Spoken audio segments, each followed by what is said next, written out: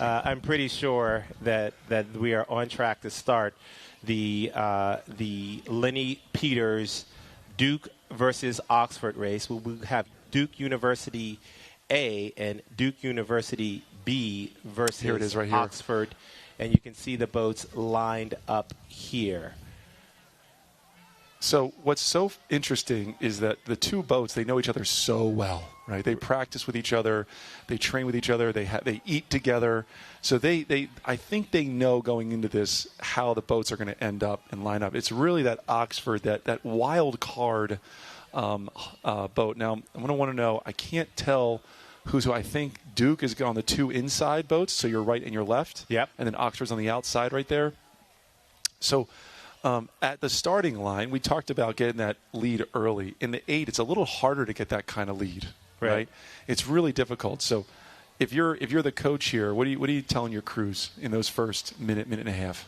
Well, much like, any race that we've seen today, I think that the key is going to be trying to get out and just establish any type of lead or advantage that you can, because what you want to do, you want to be sitting in that position of control, right? So it's one of those things where either you are attacking or you're responding to an attack, right? So if you're in the lead, you're responding to an attack. And I don't know why, but maybe psychologically that's a little bit easier. Well, it's a heck of a lot easier. But what happens is if you don't respond to that attack, then the momentum shifts, right? And then the crew that is attacking feels like we've got them, we've broken them. And that's sort of the mental aspect of this race. So so there are 5 entries, but it is women's. This is Duke women's A, B, C, and D. And I don't know. I think if I'm the coach, I want the A boat to be the A boat. Okay, right. I don't want Oxford to come here on our soil and take us down. I want the win. All right. Maybe I'm wrong, Akil, but I want the win. You're right. And just so we can see what we're working with here, we have Duke A and B on the outside. Oxford is in the middle in the purple boat there, and then we have Duke C, D, and it looks like E that are there in that second row. This is a flotilla. So right this here. is a flotilla. That's a lot of Duke surrounding Oxford right now. I'd be a little nervous. That's we could make a king or queen joke, the Dukes surrounding the queen. But we'll see how it goes here. Definitely looking forward to seeing some good racing here. We talk about the nerves, and but now you have 9 people in the boat. And you were joking earlier. You said that you were the jokester. You're the one that liked to talk a lot. I know me, so in all of my experience, I tend to get real quiet. I get inside my own head, and then I'll do some shouting as we're going. Maybe I'll shout to the guy behind me or in front of me, cheering him on as we're racing. But you're telling me that at the starting line, you love to kind of joke around? Or you just couldn't keep it inside, you had to talk? I did, and no one liked it. I bet no one liked it. But we are getting ready. This race is off. Here we are at the 2025 Lenny Peters Cup. We have Oxford versus Duke A in the outside. That's farthest to your left. And Duke B on the inside.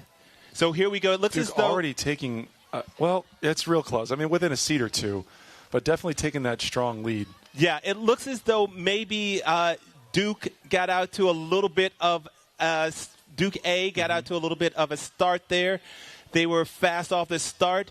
But as we said, this is a long race. There are a lot of strokes, and right now we're seeing this shot of these women pulling hard together, just crushing it as they accelerate that boat through the water right there. That Oxford crew looking nice and strong over there, trying to hold off the move of that Duke A boat. Duke has just a little bit more patience through the drive. You can see they really lock in. Their blades are staying inside that water. Now, if for folks here seeing rowing, really, you're new to it, you want to watch that backsplash, so how that blade goes into the water, how it locks in, and the longer that blade is in the water, the more power you're applying it. A lot of times there's a thing called washing out, where you lose the power in the back end of the stroke, and there's a lot of whitewash coming off the blades. That's not a good thing to have. You want patience through the drive. You want all 8 bodies moving together and swinging through. Oxford has made the decision to keep the rate up, Akil. And we saw that with Lauren. We saw that with the other folks from Beaver Creek. Lambert, I believe. He kept the rate up to control. And I think with Duke, they're really keeping their rhythm. They're not letting Oxford shake them. But it's only 2 seats difference. Yeah. And so what we have here, it looks as though Oxford is battling hard. We'll see what their coxswain, Simran Gill, can do.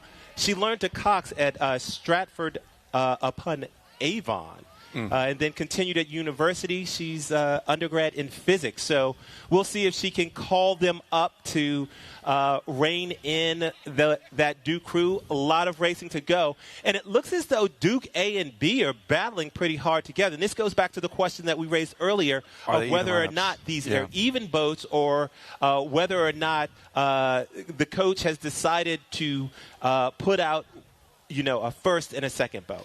Well, so this is a great shot. You see Oxford looks a little rushed at the finish. You see how quickly their hands are coming out and they're rushing to the catch. Duke has a little bit more patience. You see that in the back half of coming up to the catch, just a little bit more relaxed. And that, when you spread that out over 4,800 meters, that's a lot of inches. That's a lot of feet that you're gaining. It's like we call it free speed, Akil.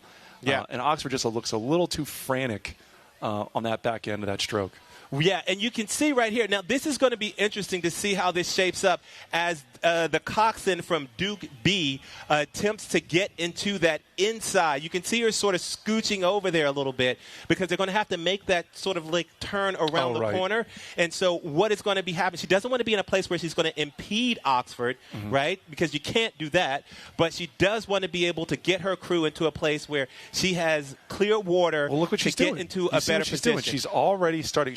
Once she feels comfortable about a couple feet, maybe 10 feet in front of the bow of Oxford, she's probably going to cut it nice and tight. And I'm just thinking, if I'm the B crew and I'm going back to my college days, I got a chip on my shoulder, Akil. I don't want the A to win. We're the top dogs here. We want to win. And I have a feeling that there's going to be a really tight battle here with the B crew and the A crew. Yes. But they got clear water on Oxford. It's Duke University all day long here. Yeah, and so we'll see, leading that Duke A boat, we have Shaber, and we'll see if she can continue to push.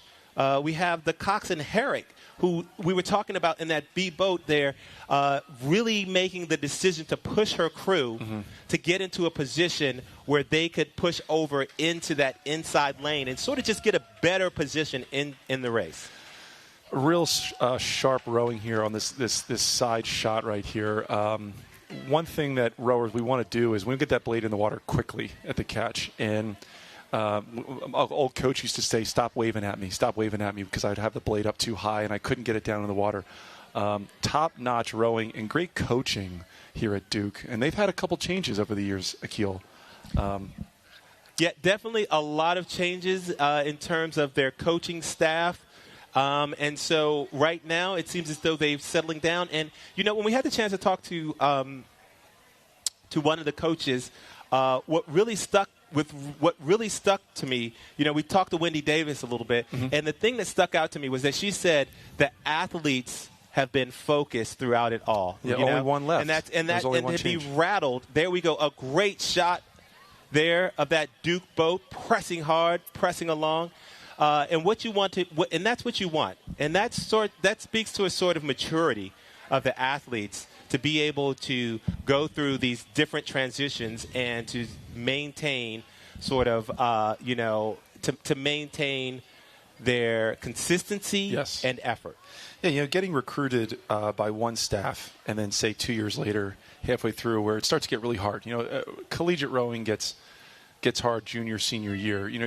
You're stepping up in a different level. You're trying to win a national championship. And to have the coaching staff that recruited you to leave and to maintain this kind of quality speed speaks volumes of the program. And the captains. I mean, a lot of this comes down to the captains. How well do the captains respond to that big change?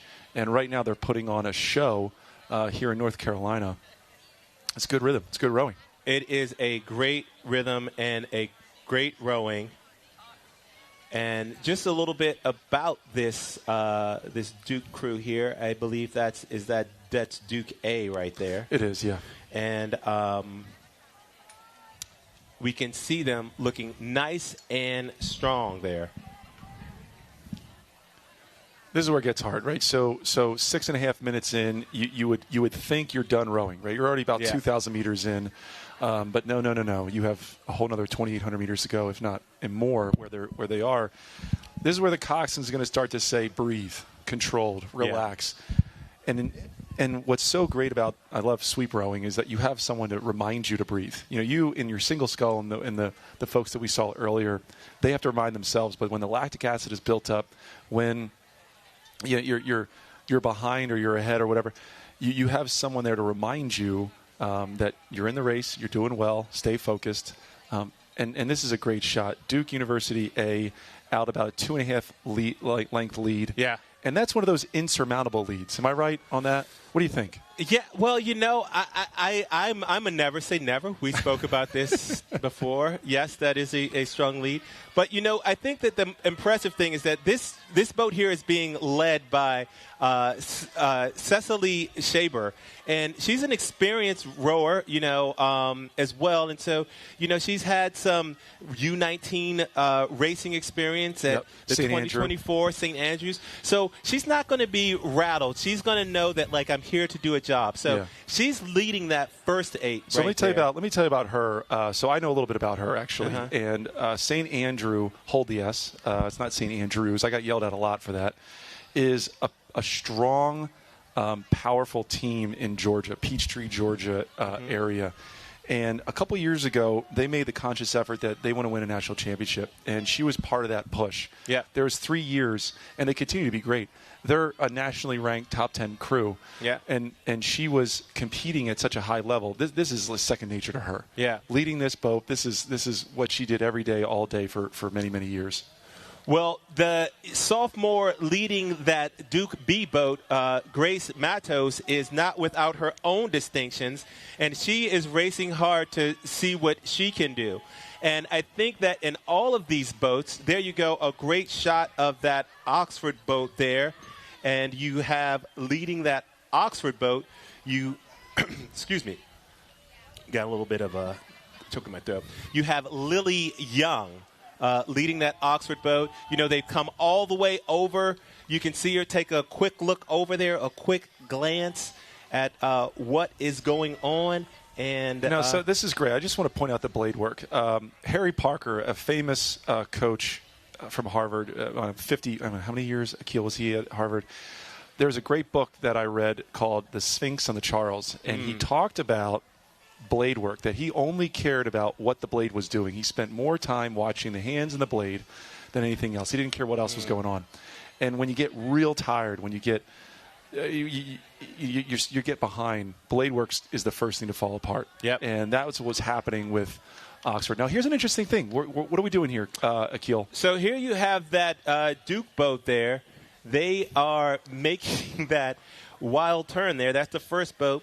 You have Pauster and Lapham, they're the bow pair. It would be bow and 3. Is that? Yeah, it's a stroke boat. So they are making that wide turn, and now the question is, can the B boat? Wow, there it is. Look at that. On the inside and pull back a little bit. Now, this is going to be interesting here. I think this is going to be a little bit spicy because that B boat has been hanging in there the whole time. Hats off to the coxswain. And so what a turn there from that coxswain there.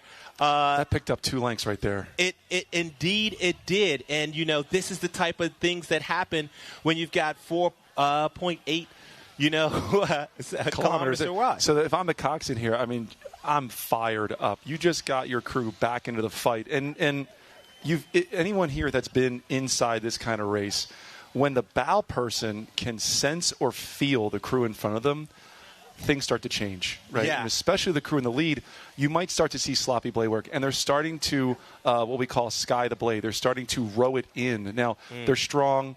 They're real aggressive. But when you have someone in the fight, like you mentioned earlier about taking that little punch there, you might rattle the crew. Yeah. Well, let's talk a little bit about that move by the coxswain Lucy Herrick, who U19 world champion in the Cox 4. So she's got some experience, and that move was just such a gutsy move to take the inside of that turn to try to put them back on terms. Now, the question is can the power that we've seen out of Duke A, can they just get back from that? And it wasn't really. It wasn't even a mistake, I'd say, by the Duke A coxswain. It was just that there was an opportunity that Lucy saw and she took it. Well, so Lucy's also another special person. So she rode for Chicago Rowing Foundation, and Mike Wallen is the program director. And another historical program. They won the national championship a couple years ago in the women's 8. He was also the coach that broke the world record in women's 8 at the World Championships a couple years ago. And I know that's a powerhouse program. They build wonderful athletes. So, again, this is second nature to her. She's been through incredible racing, and hats off to her. Now, there's still a little bit over open water. There's probably, 2.5, 3 minutes left in the race here. It's Duke A all day long, but glad to see that Duke A and B are taking down Oxford today. Now, this is what you want as a coach, though, right? You want to have this level of competition on your team, because what that means is it's only going to push everyone up higher, right? Yes. And so I think it's pretty cool to be here, watch this race. Adrian Spracklin's got to be grinning, saying, I've got these two boats going at it over this distance, 4.8 kilometers, and this is the separation between them. I mean, it's never a bad day to win, right? I mean, they're winning. They're dominating. True. This is true. That's a nice looking 8 in the women's A boat. It's 13 and a half minutes. The blade work is still good. The rhythm is still good. The coxswain is maintaining that control and patience. And now that's a beautiful shot overhead. You have about a length and a half open water on A to B, and then it goes back another 4 lengths to Oxford. And what's really cool, if you can see it a little bit in the distance, probably the C or D boat of Duke is on the heels of Oxford. Yeah. What a beautiful, great day for Duke if they can take 1, 2, 3. Yeah. It's going to be a challenge. It looks as though they're working hard to do it. Just going back to that Oxford boat, one thing that I did want to mention about the stroke, Lily Young, is that last year, guess who she rode for? Who did she rode for? University of Edinburgh. Really? Yeah. So they're not up against each other right now.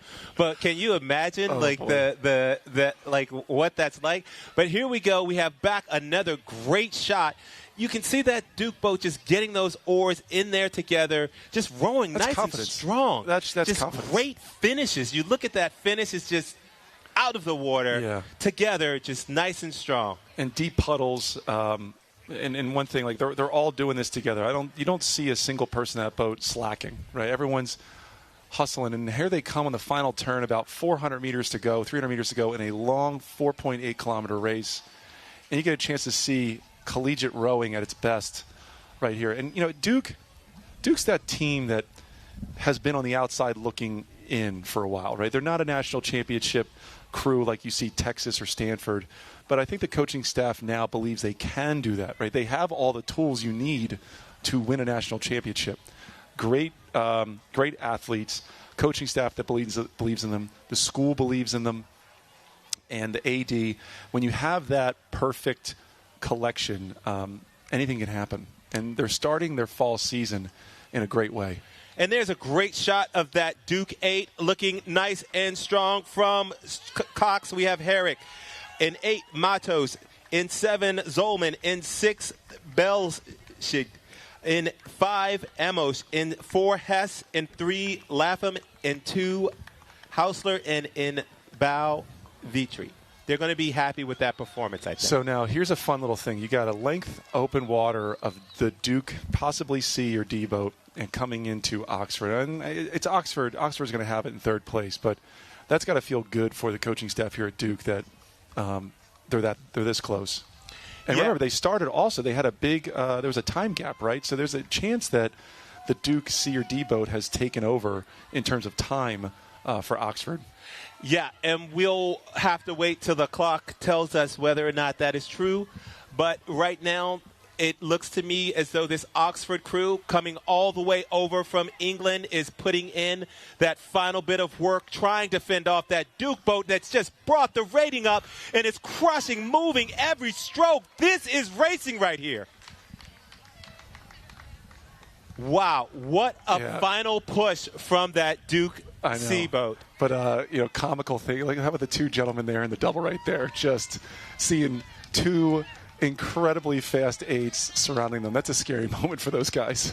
Indeed it is. And what a day of racing. We have another Duke boat coming through, finishing the Lenny Peters Cup.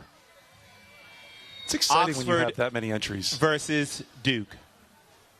So what does that do for a program when you have that kind of depth, Akil? When you have 4, 5, 8's worth of varsity athletes? Well, I think that that's what you need to do, and I think that the path, as you say, to a national champion is going to be that depth, right? Mm-hmm. Because each year you have athletes, not only the depth, but how close they're racing, right? So not only do you have the athletes, but there's a high standard set. And if they can continue to progress with that sort of formula, then I think that they will see themselves in that top echelon of the national championships. And it doesn't take that long either. If you have 2, 3 consistent years of that kind of size of a program, it raises the bar. I mean, it's contagious, I mean, let's look at it. You had 2 sophomores stroking your A and your B boat, right? So, the level of depth there. And not only that, they have some runway, right? Mm-hmm. So it's about that time there. And here we go. There's a great shot there. Look at that. That's awesome. Thank you. Just enjoying a little bit of rowing.